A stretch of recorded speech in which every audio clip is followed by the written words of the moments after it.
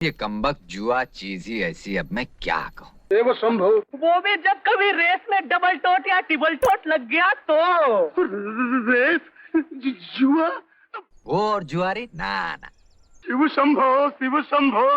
तो विजय बाबू मदिरा भी सेवन करते हैं। एक बार शराब पी ली ना, फिर अच्छे बुरे का कहाँ होश रहता है। वो भी जब कभी महीने में एक आध बार गाना सुनने चले गए तो। एक बार शादी हो गई तो वो उस गाने वाली के घर जाना बंद कर देगा बस। दोस्तों, आपको लग रहा होगा कि हम यहाँ कहीं दो ऐसी फिल्मों की क्लिपिंग तो नहीं दिखा रहे जो एक दूसरे की रीमेक हो।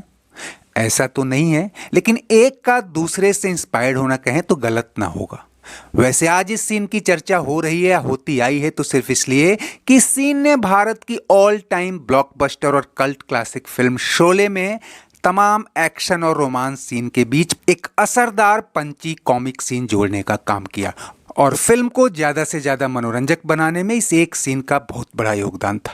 इस सीन की बदौलत ही जय यानी अमिताभ बच्चन के उस गंभीर किरदार या नो नॉनसेंस कैरेक्टर के भीतर की कॉमिक पर्सनैलिटी को उभारा गया और उसके ऐसे ही पंचेस की बदौलत उसकी मौत पर दर्शकों ने ज्यादा आंसू बहाए।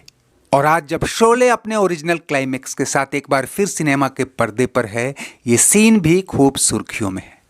लेकिन आपको जानकर हैरानी होगी कि यह सीन साल 1962 में आई किशोर कुमार अभिनीत बॉम्बे टॉकीज की फिल्म हाफ टिकट के इस सीन से इतना मेल खाता है कि क्रिटिक्स आरोप लगाते रहे हैं कि शोले के स्क्रिप्ट राइटर जोड़ी सलीम जावेद ने वीरू के दोस्त जय और बसंती की मौसी के बीच कॉमिक संवाद के लिए यहीं से सीन उठाया।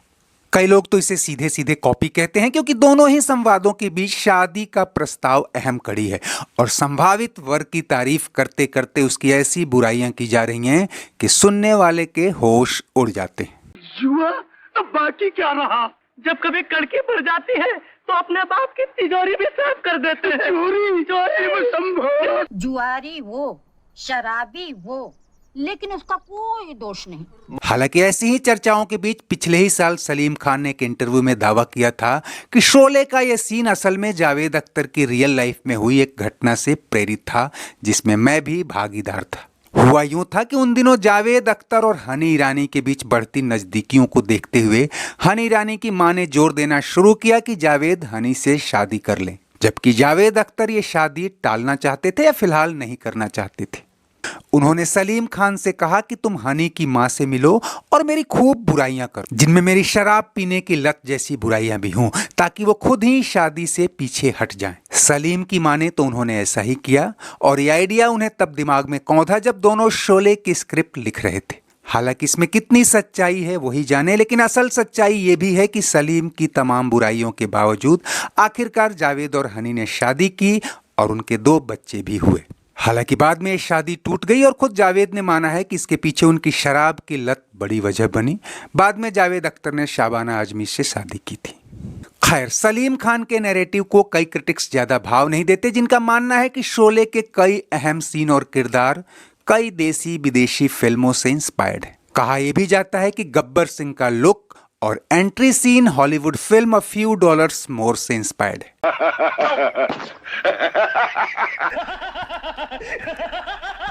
ट्रेन रॉबरी वाला सीन हो या फिर ठाकुर के परिवार की हत्या,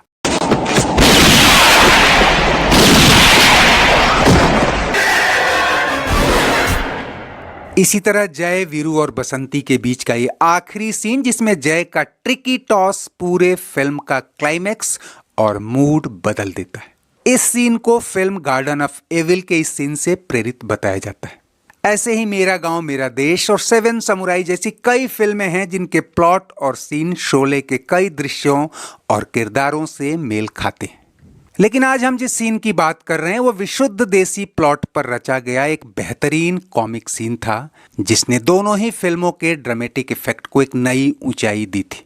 हालांकि किशोर कुमार की superhit comic film half ticket साल 1962 की टॉप ग्रॉसर फिल्मों की फहरिस्त में 7वें पायदान पर रही।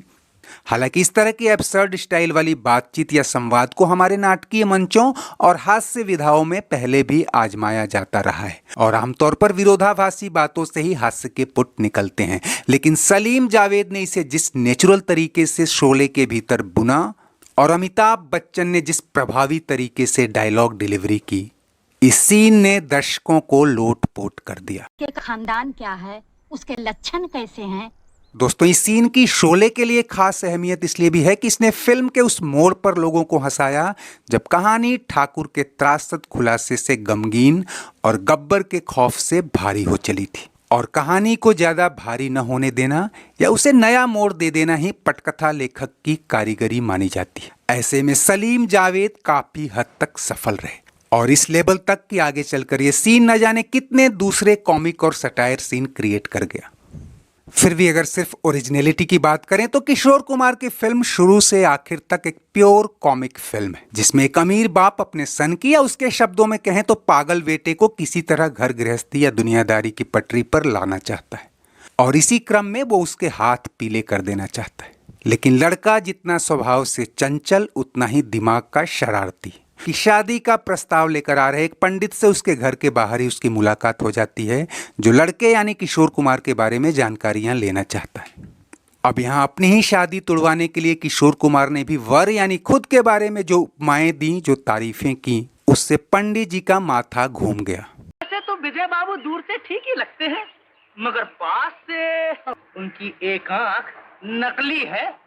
खैर, दर्शक भी जानते हैं कि दोनों ही प्लॉट शादी करवाने या तुड़वाने के लिए नहीं बल्कि फिल्म में कॉमिक पंच लाने के लिए क्रिएट किए गए थे। लेकिन शोले वाला सीन अगर ज्यादा दमदार, ज्यादा कॉमिक और ज्यादा नेचुरल लगा तो इसलिए भी कि अमिताभ बच्चन का किरदार यानी जय वहां भी अपने उसी रॉ में था जिसमें वो शुरू से बहता आ रहा था। तुम्हारा नाम क्या है बसंती? चुप है। तुम तो बड़े निशानची लगते हो। हाँ, जेम्स बॉन्ड के पोते हैं ये। यानी शादी के बाद तेरे घर में मुझे आया की नौकरी मिलने वाली। एक गंभीर सा दिखने वाला युवक जो बोलता कम है लेकिन जब भी बोलता है एक एक शब्द दमदार लगते। पूरी फिल्म में अमिताभ बच्चन का शायद ही कोई डायलॉग हो जिसने दर्शकों को हिट न किया हो। और दोस्तों, ये बात सलीम जावेद जैसे मजे हुए स्क्रिप्ट राइटर जानते थे कि जो किरदार जितना गंभीर होगा उसके मुंह से उतने ही कम शब्दों में भारी कॉमेडी क्रिएट हो सकती है। फिल्म में कॉमिक सीन तो और भी आए, चाहे वो सूरमा भोपाली हो या फिर अंग्रेजों के जमाने के जेलर, लेकिन इस सीन ने लोगों को जितना हंसाया, जितना गुदगुदाया और जितना हल्का किया उतना बाकी सीन नहीं कर पाए। मेरे इतने समझाने पर भी आपने इनकार कर दिया। खैर, इन दोनों ही सीन की सिमिलरिटीज पर आप क्या सोचते हैं हमें जरूर लिखिए। बात इंस्पिरेशन और स्क्रिप्ट चुराने की चली है दोस्तों, तो एक अपना भी दुख शेयर करता चलूं। इधर उधर से पढ़कर, सुनकर और रिसर्च से जो भी कहानियां आपके लिए लाता हूं, कुछ क्रिएटर झटपट व्यूज के चक्कर में स्क्रिप्ट हूबहू कॉपी कर लेते हैं। कुछ तो पूरा वीडियो भी लिफ्ट करते हैं। कुछ चालाक लोग अपनी आवाज में एक एक शब्द चुराकर वीडियो गढ़ लेते हैं। हालांकि YouTube या Facebook के कॉपीराइट टूल से जो भी एक्शन लिए जा सकते हैं हम लेंगे, लेकिन आपसे गुजारिश है कि ऐसी हूबहू नकल अगर कहीं आपको दिखे तो सूचित करें। शुक्रिया, नमस्ते, आभार।